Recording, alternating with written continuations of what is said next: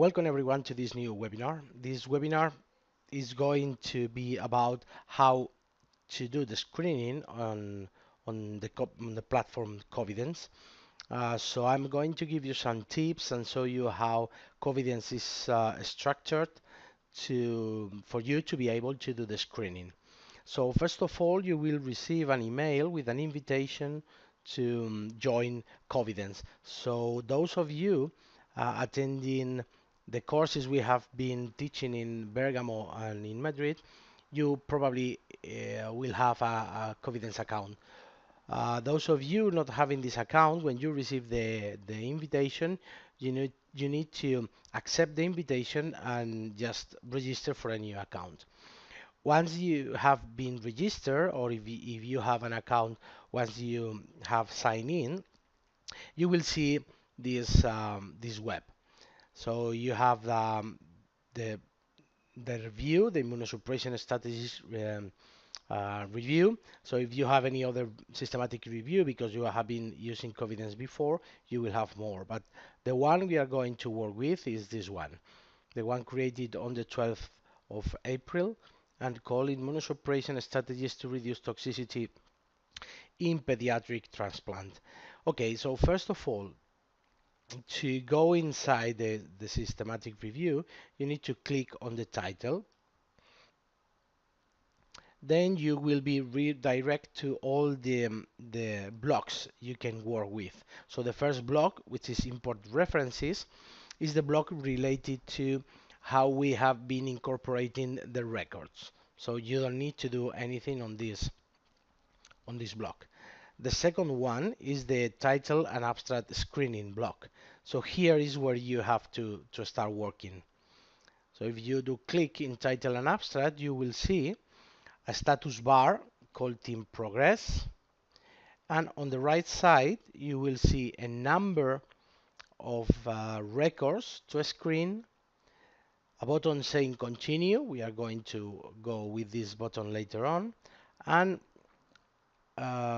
below this continue button, you will see how many references you have screened so far. So for example, here I have screened 190 studies because we have been done some piloting between Dr. Antonio Carcas and me. Probably the first time you go in this block, you will see here number of references. Continue, you will see here 0. Done, you will see the number of studies done so far, which is 96. With how many of those references have only one vote, the conflicts, and no votes. So the important thing here is the number of records you have to screen need to appear here. So at the end of your assignment, you need to see here the number of records I have assigned to any of you. Okay. So the way to work with the references is very simple. You need to click on continue, and on the screen will appear number of references. So you need to go along all these references, reading the title and the abstract, and decide if they accomplish the inclusion criteria. In this case, you need to click yes. If these criteria are not accomplished by the abstract, so you have to click a no. Or if you have any doubt, you can click maybe. I prefer just if you have any doubt or you are not sure if this paper need to go in or not, just click yes.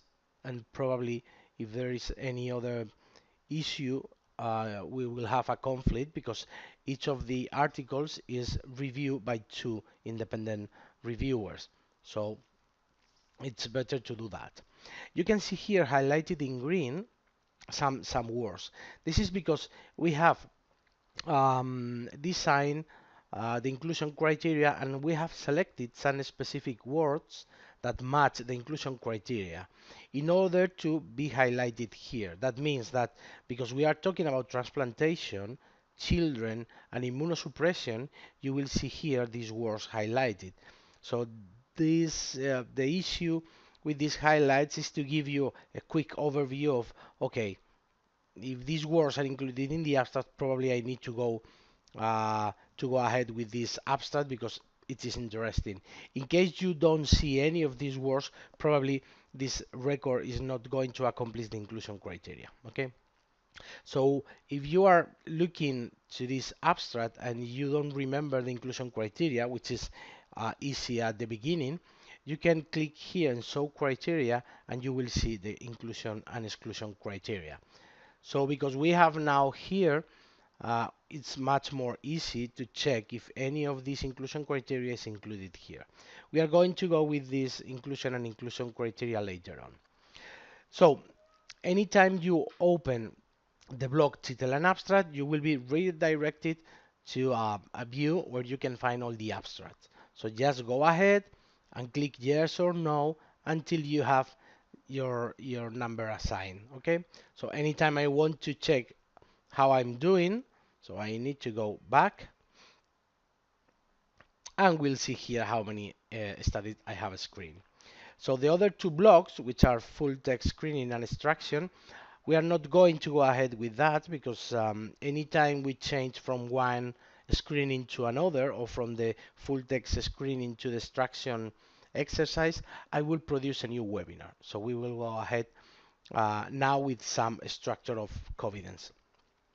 So another important thing here in this view of Covidence is to have a look to the settings, and clicking on settings, we'll have review settings, add or remove reviewers, the team settings, and the inclusion or exclusion criteria and study tags. So in the review settings, we have the title, the date of the last search, and some information which is not much more relevant.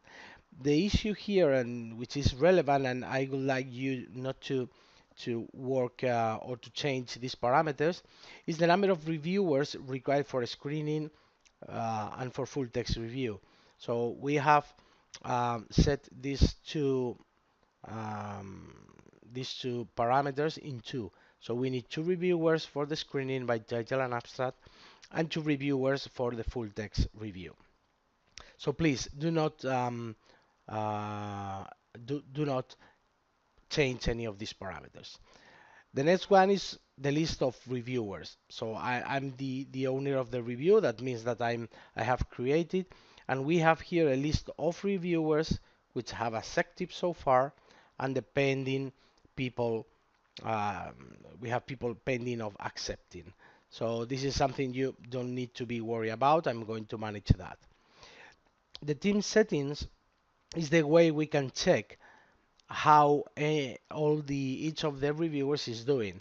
So I'm going to check this every week. So if I see that any of you are below the mean number of registries need to be checked every week, I just drop you an email saying if you need any help or anything, just let me know. Okay. Here in rules, I have set everyone can do anything. That means that there is no restriction for anyone. All of us can do screening by title and abstract, or screening, full text screening, or solve conflicts. So this is something you don't need to worry about. And the criteria, exclusion criteria. This is something I would like to present to you in order to be efficient in the screening. So all the inclusion criteria and exclusion criteria are numbered. The reason to be numbered is because it's easier for us to say, okay, if we have any conflict, I can tell you, okay, I think this article is not included or should not be included because the criteria number 1 or number 2, instead of saying all the text. Also, because I would like you to not in this at this stage, because when we are doing the screening by title and abstract, we don't need to explicit the reason to exclude one paper.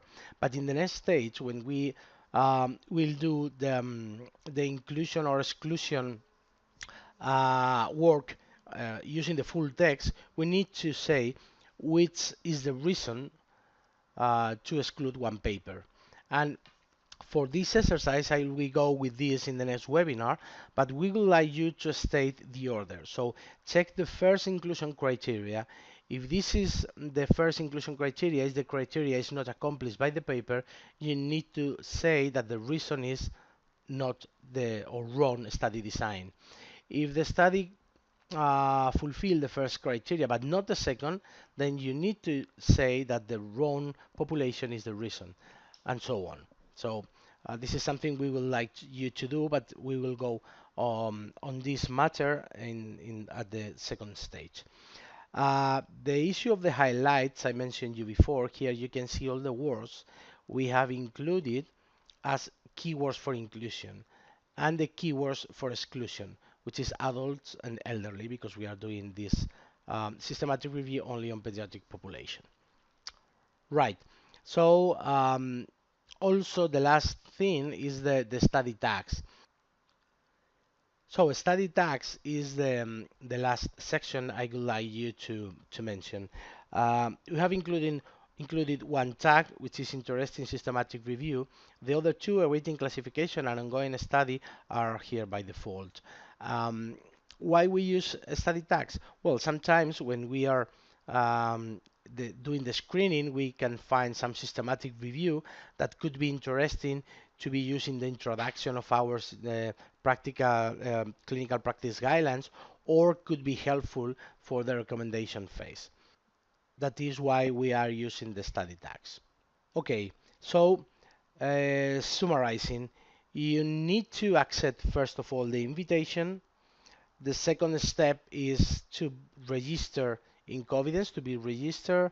If you are registered because you have been using Covidence before, just you need to log in and then go straight from um, the name of the review, go straight to title and abstract screening, and then click continue and start doing the screening. Okay, for any issue or anything you want me to answer or any doubt, just drop me an email and I will help you. Okay, thank you very much.